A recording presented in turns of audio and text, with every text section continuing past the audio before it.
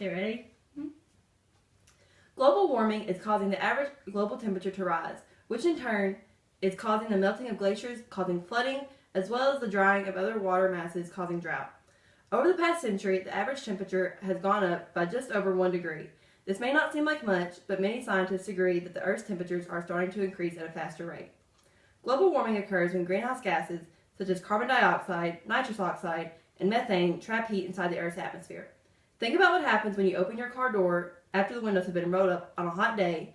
Heat from the sun enters the car, but the frame of the car prevents it from escaping. To a small extent, this is a representation of what happens during global warming. One of the first things scientists learned is that there are several greenhouse gases responsible for warming, and humans emit them in a variety of ways. Most come from the combustion of fossil fuels in cars, factories, and electricity production. The gas responsible for the most warming is carbon dioxide, also called CO2. Other contributors include methane released from landfills and agriculture, nitrous oxide from fertilizers, gases used for refrigeration and industrial processes, and the loss of forests that would otherwise store CO2. But here's the good news. Technologies exist today to make cars that run cleaner and burn less gas, modernize power plants, and generate electricity from non-polluting sources, and cut our electricity use through energy efficiency. The challenge is to be sure that these solutions are put to use. We will be more inclined to help reduce the effects of global warming if we understand what these effects are.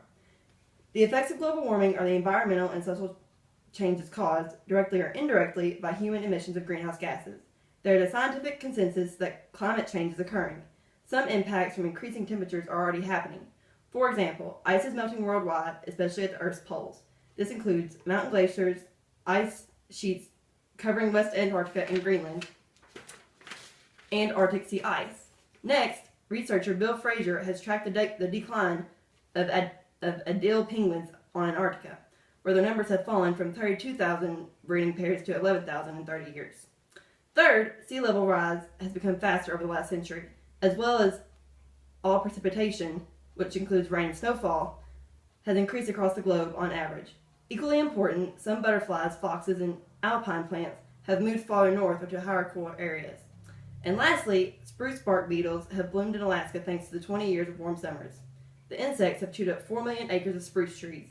There are so many more effects of global warming that would be way too many to mention. However, as global warming continues to become more pronounced and temperatures continue to rise, the negative effects on our environment will become more and more of a problem to us and to our future generations. The evidence that humans are causing global warming is strong, but the question of what to do about it remains controversial. Economics, sociology, and politics are all important factors in planning for the future. Even if we stopped emitting greenhouse gases today, the Earth would still warm by another degree Fahrenheit or so. But what we do from today forward makes a big difference. Depending on our choices, scientists predict that the Earth could eventually warm by as little as 2.5 degrees or as much as 10 degrees Fahrenheit. It needs to be solved by the global effort of people on an urgent basis to maintain healthy and happy life here.